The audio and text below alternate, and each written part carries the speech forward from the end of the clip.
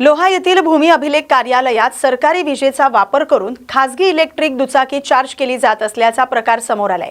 संबंधित दुचाकी चार्ज करण्यासाठी लावलेली वायर थेट कार्यालयाच्या वीज जोडणीमधूनच बाहेर काढण्यात आल्याचं दिसून आलंय। या प्रकाराचा व्हिडिओ सोशल मीडियावर व्हायरल झाल्यानंतर सरकारी विजेच्या खासगी वापराबाबत प्रश्नचिन्ह उपस्थित झाले। सरकारी कार्यालयातील वीज शासकीय कामकाजासाठी असताना खासगी वाहन चार्ज करण्यासाठी तिचा वापर कसा झाला आणि यासाठी परवानगी कोणी दिली असा सवाल नागरिकांकडून उपस्थित होतोय। या प्रकरणाची वरिष्ठ अधिकाऱ्यांनी तातडीने दखल घेऊन वस्तुस्थितीची चौकशी करावी आणि सरकारी विजेचा खासगी वापर झाल्याचं निष्पन्न झाल्यास नियमानुसार कारवाई करावी अशी मागणी होते। महाराष्ट्रातील कथित भ्रष्टाचाराच्या मुद्द्यावरून बीड शहरातील राजकीय वातावरण तापलंय। भ्रष्टाचार मुक्त पार्टीचे राष्ट्रीय अध्यक्ष गौरव राठोड यांच्या वतीनं शहरातील प्रमुख चौकांमध्ये लावण्यात आलेल्या बॅनरची नागरिकांमध्ये चर्चा सुरू आहे। या बॅनरच्या माध्यमातून मुख्यमंत्री आणि पंतप्रधान यांच्या कारभारावर तसंच महाराष्ट्रात कथितपणे सुरू असलेल्या एजंट मार्फत भ्रष्टाचारावर गंभीर आरोप करण्यात आलेत। जनतेला धमकी देण्याची भाषा बंद करा, देवाभाऊ आमच्याकडे बघा अशा आशयाचा मजकूरही बॅनरवर आहे। राठोड यांनी मुख्यमंत्री आणि संबंधितांना थेट चर्चेचं आव्हान देत तारीख, वेळ आणि ठिकाण तुम्ही ठरवा, मी तुमच्या समोर चर्चा करण्यासाठी यायला तयार आहे, तुम्ही तयार आहात का असा सवाल केलाय। या बॅनरमुळे बीडमध्ये चर्चेला उधाण आलंय। राठोड यांच्या आव्हानाला मुख्यमंत्री किंवा पंतप्रधानांकडून काय प्रतिक्रिया येते याकडेच नागरिकांचं लक्ष लागलंय। श्रावण महिन्याच्या पार्श्वभूमीवर श्री क्षेत्र भीमाशंकर इथं भाविकांच्या सोयी सुविधा, सुरक्षितता आणि आवश्यक व्यवस्थांबाबत जिल्हाधिकारी कार्यालयात बैठक झाली। मंदिर परिसरातील सुरू असलेल्या विकास कामांमुळे दर्शनाच्या वेळेत करण्यात आलेल्या मर्यादा आता शिथिल करण्यात आल्यात। श्रावण महिन्याच्या पहिल्या दिवसापासून श्री भीमाशंकर मंदिर सकाळी 5 ते रात्री 9:30 वाजेपर्यंत पूर्ण वेळ भाविकांसाठी खुलं ठेवण्याचा निर्णय घेण्यात आलाय। वाढत्या भाविक संख्येच्या पार्श्वभूमीवर दर्शन व्यवस्था, वाहतूक सुरक्षा आणि आवश्यक सुविधांबाबत बैठकीत सविस्तर चर्चा करण्यात आली। भाविकांची श्रद्धा, सुविधा आणि सुरक्षिततेला प्राधान्य देत भीमाशंकरचा सर्वांगीण विकास करण्यासाठी प्रयत्नशील राहू असं आमदार दिलीप वळसे पाटील यांनी सांगितले। रिलायन्स इंडस्ट्रीजच्या बायोगॅस प्लांटमधून निघणारा लिक्विड फर्मेंटेड ऑर्गॅनिक मॅन्युअर नावाचा एक वेस्ट पाबळ खोऱ्यातील शेत जमिनीत टाकण्याचा प्रयत्न होतोय असा आरोप शिंदे शिवसेनेनं केलाय। हा वेस्ट शेती, पशुधन आणि नागरिकांच्या आरोग्यासाठी हानिकारक असल्याचा दावा करत शिवसेनेनं याला तीव्र विरोध दर्शवलाय। शिंदे शिवसेनेचे रायगड जिल्हा युवा जिल्हाध्यक्ष संजय म्हात्रे यांच्या नेतृत्वाखाली पदाधिकाऱ्यांनी पाबळखोऱ्याची पाहणी केली। रिलायन्सकडून आपल्या क्षेत्रातील वेस्टची विल्हेवाट न लावता तो एका शेतकऱ्याच्या शेतात टाकण्याचा प्रयत्न होतोय असा आरोप त्यांनी केलाय। वेस्टमुळे दुर्गंधीचा त्रास होतोय, नदीच्या पाण्यात तो मिसळल्यानं 2 गुरांना त्रास झाल्याचं म्हात्रे यांनी सांगितलंय। या वेस्ट संदर्भात दिल्लीतील सरकारी मान्यताप्राप्त सीमा लॅबोरेटरीजचा टेस्ट रिपोर्ट असल्याचा दावा शिवसेना पदाधिकाऱ्यांनी केलाय। हा रिपोर्ट कृषी विभाग, जिल्हाधिकारी कार्यालय आणि संबंधित यंत्रणांना दाखवूनही वेस्ट टाकण्याचा प्रयत्न सुरू असल्याचं त्यांनी म्हटलंय। हा प्रकार तातडीनं थांबवला नाही तर कृषी विभाग आणि कंपनी विरोधात पशुधनासह सर्वसामान्यांना सोबत घेऊन उग्र जन आंदोलन छेडण्याचा इशारा संजय म्हात्रे यांनी दिलाय। माझी तुम्हाला ओळख करून देतो। मी संजय रघुनाथ म्हात्रे, मी युवासेना जिल्हा प्रमुख आहे आणि मी इथला शेतकरी सुद्धा आहे आणि माझी मिसेस इथं सरपंच आहे निगड्या ग्रामपंचायतीमध्ये। मला इथून शेतकऱ्यांनी कळवलं की बाबा असा मलवा आपल्या नदीमध्ये आले आणि कोणीतरी टँकर घेऊन तिकडून येतोय, तर त्याची पाहणी त्या शेतकरीच केली आणि इथल्या युवा पिढीने केली आणि त्याचा पाठपुरावा केला तर कुठं टाकतात म्हणून। त्याचा आपण पाठपुरावा केल्यानंतर आपण पाहिलाच असेल की इथं खड्डा खोदलेला आहे आणि तिथं तो मलवा पडलेला आहे। पण हा मलवा नदीत गेल्यामुळे तिथं गुरं ढोरं होरपळत होती, ती कशी मशी वाचवली त्या लोकांनी। परंतु जर गुरं ढोरं होरपळत असतील तर नक्कीच माणसंसुद्धा होरपळून मरू शकतात आणि हे त्या शेतकऱ्याला फसून हा मलवा इथं आणलेला आहे। जर रिलायन्सचा मलवा तिथून येतो इकडं, जर तो शेतीसाठी पूरक असता तर मग त्यांच्या भागात काय वापरला। रिलायन्सची 5,000-10,000 एकर जमीन आहे, मग तुमच्या इथं यूज करा, चांगला यूज करा। एखादा शेतकऱ्यांचा मेळावा घ्या आणि त्यात सांगा की हा जो मलवा आहे हा शेतीसाठी चांगला आहे, पूरक आहे। तसं काही न करता चोरी चुपून हे टँकर आणतात इथं आणि टँकरचा नंबरसुद्धा नाही, त्या नंबर प्लेटसुद्धा नाही, असे टँकर इकडे येतात आणि इथं टाकतायत। अशा इथं आतापर्यंत 40 टँकर इथं टाकले आहेत। याच्यापासून आमची ढोरं इथं होरपडले आहेत। तरी इथल्या शेतकऱ्यांची तक्रार केली त्यानुसार आम्ही इथं आलो आणि बघतो तर इथं 5-6 टँकर होत्या आणि त्या टँकरच्या मुलं इथं आमचं नुकसान होते। आणि ही जी रिलायन्स कंपनी आहे, या रिलायन्स कंपनीला वाटतं की इथली लोकं अनाडी आहेत, पण आमची लोकं अनाडी नाहीत, आमची लोकं सुधारले। आम्ही खेडोपाड्यात राहतो, आम्ही कष्टाने कमवतो, आम्ही कुठला सरकारचा मालवा लुटत नाहीत, आम्ही इथले स्थानिक आहोत। त्याच्यामुळं जेव्हा मी इथे आलो तेव्हा ह्या शेतकरी सांगितलं, आम्ही शेतकरी ह्या टँकर अडवल्या आणि ह्या लोकांनी सांगितलं अशा आम्ही टँकरवर. तिथून नंतर आम्ही फोन केला कृषी अधिकाऱ्यांना. तेव्हा कृषी अधिकाऱ्यांना विचारलं मी की बाबा साहेब हे कसं काय आहे. तर नाही तुम्हाला मी सांगतो, कृषी अधिकाऱ्यांना पण याची पुरेपूर माहिती नाही आहे, पण तेही त्यांच्या अंगावर ओढले. हे चुकीचं आहे. इथल्या कृषी अधिकाऱ्यांनी याची पाहणी करायला पाहिजे. मुळात साहेब तुम्हाला सांगतो मी, पाहणी करायला पाहिजे. नंतर ह्याचा खरंच शेतीसाठी फायदा आहे की नुकसान आहे, हा फायदा आहे नुकसान आहे बघल्यानंतरच इथं हा शेतीत मालवा टाकायला पाहिजे. पण आम्हाला ही जी रिलायन्स कंपनी आहे, ही रिलायन्सची मॅनेजमेंट आहे, ही इथल्या आम्हाला शेतकऱ्यांना, आम्हाला नवीन युवा पिढीला ही वेडी समजते. पण आम्ही वेडी नव्हतो, आम्ही शाणे आहोत. ही इथं आता यांचं टँकर आम्ही बंद केले. पण आम्हाला शासनाला म्हणणं आहे शासनाला की ह्यांच्यावर कायदेशीर कारवाई होऊन ही बंद झालं पाहिजे. आणि जे रिलायन्सचा जो प्रोजेक्ट आहे ती त्याही त्यांच्या इथंच ती मालवा टाकला पाहिजे, अन्यथा आम्ही मोठं आंदोलन करू. नमस्कार.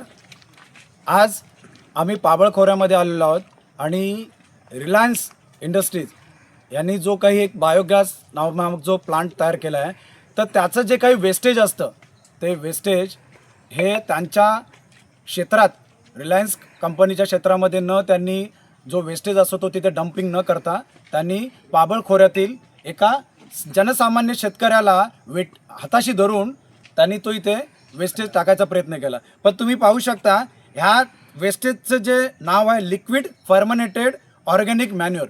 हे जे लिक्विड फर्मनेटेड ऑर्गॅनिक मॅन्युअर ह्याचे जे टेस्ट रिपोर्ट आहेत ना, हे टेस्ट रिपोर्ट हे सीमा लॅबोरेटरीज म्हणून एक गव्हर्नमेंट ऑथराइज्ड ही जी लॅबोरेटरी आहे ही दिल्लीची आहे. आणि जर अशा दिल्लीच्या लॅबोरेटरीमधनं एखादा टेस्ट रिपोर्ट जर कृषी विभागाला, इथल्या जिल्हाधिकारी कार्यालय किंवा संबंधित जे काही यंत्रणा आहे त्यांना जे काही टेस्ट रिपोर्ट आहे दाखवून हे लोक इथे जे लिक्विड फर्मिनेटेड ऑर्गॅनिक मॅन्युअर हे तुम्ही पाहू शकता. इथली परिस्थिती अत्यंत भयानक आहे, कारण संबंधित जो लिक्विड फर्मिनेटेड जो ऑर्गॅनिक मॅन्युअर आहे तो इथल्या संबंधित शेतकऱ्यांना किंवा शेतीला आणि जे पशु आहेत त्यांच्यासाठी हानिकारक आहे. आम्ही सत्य परिस्थिती पाहिली. इथल्या शेतकऱ्यांचा आक्षेप होता. आमचे शिवसेनेचे युवा जिल्हाध्यक्ष संजयजी म्हात्रे यांनी पुढाकार घेऊन हा जो काही ते सगळा हा प्रकार बाहेर काढला आणि आमचा त्याला प्रचंड विरोध आहे. आणि येणाऱ्या काळामध्ये जर हा प्रकार या रिलायन्स इंडस्ट्रीने थांबवला नाही तर येणाऱ्या काळात त्या कृषी विभागावरती देखील आणि कंपनीवरती देखील मोठं जनआंदोलन पशूंना घेऊन सर्वसामान्य जनतेला सोबत घेऊन शिवसेना उग्र आंदोलन छेडेल, एवढं नक्कीच. जय हिंद, जय महाराष्ट्र. जनता विद्यालय पाटोदा इथं शैक्षणिक वर्ष 2026-27 साठी शालेय मंत्रिमंडळाची निवडणूक डिजिटल पद्धतीने उत्साहात पार पडली. इयत्ता 10वीतील कार्तिकी गायकवाड हिनं 226 मतं मिळवत पंतप्रधान पदाची निवडणूक जिंकली. या निवडणुकीत तब्बल 845 विद्यार्थ्यांनी मतदान केलं. पारंपरिक मतपत्रिकेऐवजी स्मार्टफोनवर ईव्हीएम सॅम्युलेटर या ॲपच्या माध्यमातून ईव्हीएमच्या धर्तीवर मतदान करण्यात आलं. 6 उमेदवारांमध्ये झालेल्या चुरशीच्या लढतीत ओम वाघ यांना 209, तेजल गुंड यांना 193, ईश्वरी जाधव यांना 181, अमिस्मिता काळे यांना 25 तर अरविंद देशमुख यांना 11 मतं मिळाली. मुख्याध्यापक RS पाखले आणि पर्यवेक्षक MSM शेळके यांनी निवडणूक निर्णय अधिकारी म्हणून जबाबदारी पार पाडली. तंत्रस्नेही शिक्षक BS सोमाजे, SB चव्हाण आणि DN लभडे यांनी डिजिटल मतदान प्रणालीची तांत्रिक जबाबदारी सांभाळली. निकालानंतर विद्यार्थ्यांनी जल्लोष केलाय. यावेळी विजयी उमेदवारांचं अभिनंदन करण्यात आले. अध्यापक आणि पर्यवेक्षकांच्या हस्ते नवनिर्वाचित शालेय मंत्रिमंडळाचा शपथविधी झाला. डिजिटल मतदानाच्या या उपक्रमातून विद्यार्थ्यांना लोकशाही प्रक्रिया, नेतृत्व आणि जबाबदारीचा प्रत्यक्ष अनुभव मिळाला. कारंजा दिगंबर जैन महिला महासमिती कारंजा शाखेतर्फे क्रांती दिन आणि जागतिक आदिवासी दिनानिमित्त 9 ऑगस्ट रोजी रेल्वे स्टेशन परिसरातील पालांमध्ये राहणाऱ्या गरजू नागरिकांना कपडे, बिस्किटं आणि राजगिरा लाडूचं वाटप करण्यात आलं. माणुसकीचा हात, गरजवंतांना मदतीची साथ या उपक्रमातून पालांवरील मुलांना शैक्षणिक प्रवाहात टिकवून ठेवण्यासाठी शालेय साहित्य देण्याचा मनोदय समितीच्या पदाधिकाऱ्यांनी व्यक्त केलाय. गरजूंच्या जीवनात आनंदाचा क्षण निर्माण करणं हा या उपक्रमाचा उद्देश असल्याचं महाराष्ट्राच्या महामंत्री प्रणिता फुरसुले यांनी सांगितलंय. गरजूंची सेवा हीच खरी मानव सेवा या भावनेतून राबवलेल्या या उपक्रमाचं परिसरातील नागरिकांनी कौतुक केलंय. मंगळूरपीर शहरातील नवीन कॉलनी परिसरातील राशीद नगर इथं मध्यरात्री 6 ते 7 सशस्त्र दरोडेखोरांनी धुमाकूळ घातल्याची घटना घडली. रात्री 1:30 ते 2 वाजेच्या सुमारास टोळक्यानं बंद घरांना लक्ष्य करत चोरीचा प्रयत्न केला. मोहम्मद वाजिद मोहम्मद अय्यूब यांच्या घरात चोरीचा प्रयत्न सुरू असताना कुटुंबियांनी प्रतिकार केला. यावेळी दरोडेखोरांनी 36 वर्षीय मोहम्मद वाजिद यांच्यावर काठीनं हल्ला केला. या हल्ल्यात ते जखमी झाले. महिला आणि लहान मुलांनाही मारहाण केल्याची माहिती आहे. घटनेनंतर दरोडेखोरांनी घटनास्थळी घटनास्थळावरून पळ काढला। माहिती मिळताच मंगळूरपीर पोलीस ठाण्याचे पथक घटनास्थळी दाखल झाले। पोलिसांनी पाहणी करून नागरिकांकडून माहिती घेत दरोडेखोरांचा शोध सुरू केला। या घटनेमुळे रशीद नगरसह शहरात भीतीचे वातावरण निर्माण झाले। आरोपींना तातडीने अटक करण्याची मागणी नागरिकांनी केली आहे। हमारे घर रात चोरी हुई 1:45 बजे। 13 लोग थे। आते से ही हमको मार पीट शुरू कर दी। बच्चे के गलों पे छुरियाँ रख दिए और गहने दो और खुदी तोड़ के लेके आए और मारना शुरू कर दिया। हमारे शोहर को बाहर ले जाके मारे, इतना मारे, बहुत मारे और बस गहने दो, हमारे गले से तोड़ के लेके गए। पोलीस स्टेशन मंगरुळपीर हद्दीमध्ये काल दिनांक 10 ऑगस्ट 2026 रोजी एक दरोड्याची घटना घडलेली आहे। पोलीस स्टेशनला दिलेल्या फिर्यादीनुसार फिर्यादी मोहम्मद वाजिद मोहम्मद आयुब वय वर्ष 36, व्यवसाय ठेकेदार, राहणार रशीद नगर ठाकूर लेआउट मंगरुळपीर यांच्या घरी संध्याकाळी साधारणतः 1:45च्या दरम्यान काही जवळपास 8 ते 10 अज्ञात विस्फांनी घरात प्रवेश करून घरातील व्यक्तींना मारहाण करून जबरीने मुद्देमाल चोरून नेलेला आहे। त्यामध्ये 3 तोळे सोने आणि 5.5 लाख रुपये कॅश अशा पद्धतीचा मुद्देमाल दरोडेखोरांनी संध्याकाळी लंपास केलेला आहे।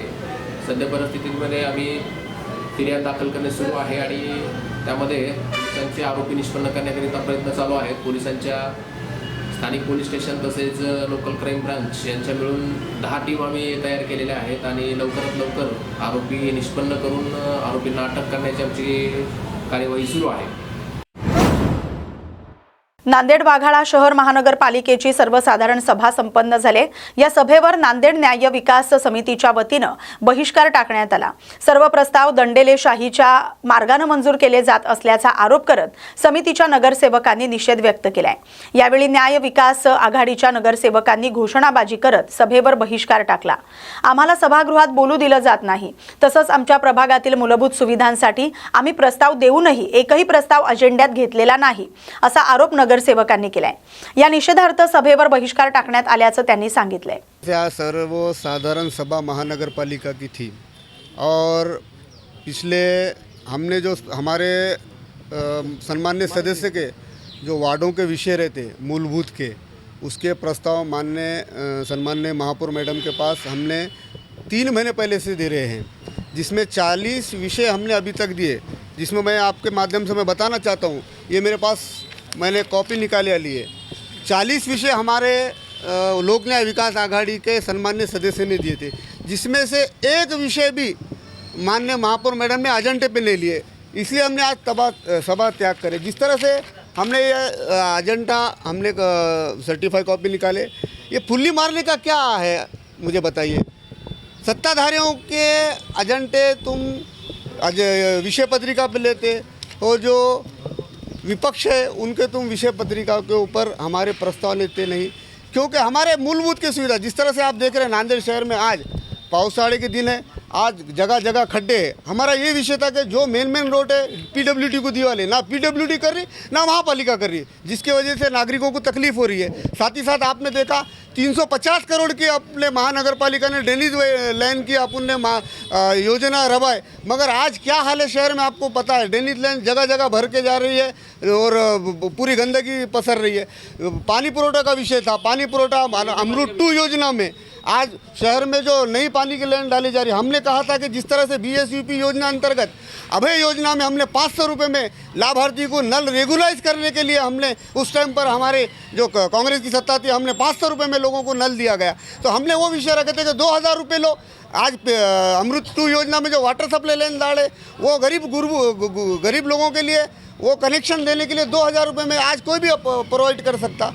तो ये मूलभूत विषय थे हमारे, मूलभूत विषय नहीं लेते हुए जिस तरह से आज विषय चालू होने के बाद माननीय महापौर मैडम को हमने विनती करे कि भाई जिस तरह से सभागृह की प्रथा रही है, एजेंडा चालू होने से पहले कुछ विषय जो एजेंडा पे नहीं आते उसको चर्चा किया जाती, मगर चर्चा नहीं लेते। उन्होंने हमको विनती कहा, हमको बोला कि भाई एजेंडा होने दो, पुरोनी चालू होने से पहले चर्चा लेंगे।